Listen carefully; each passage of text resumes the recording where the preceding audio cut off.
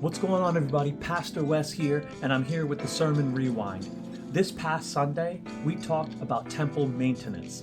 And back during the time that the kingdom of Israel had built the physical temple for God, people had to understand that the Levites were responsible for the maintenance of it, for the cleanliness, for making sure that everything that was in there was taken care of, so that the Spirit of God could rest and reside there and people could come to the temple and meet God there.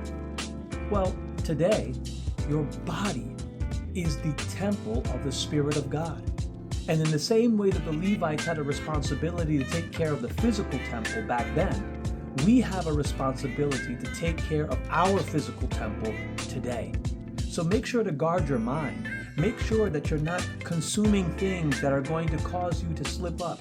Do not take for granted your body and the things that you eat and take in. All of those things contribute to the maintenance of your temple. Your body is the temple of the Spirit of God.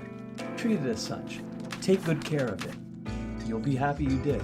You guys take care. If you want to hear the whole sermon, go to Spotify and go to Priesthood of Believers, and you should check it out. Temple Maintenance.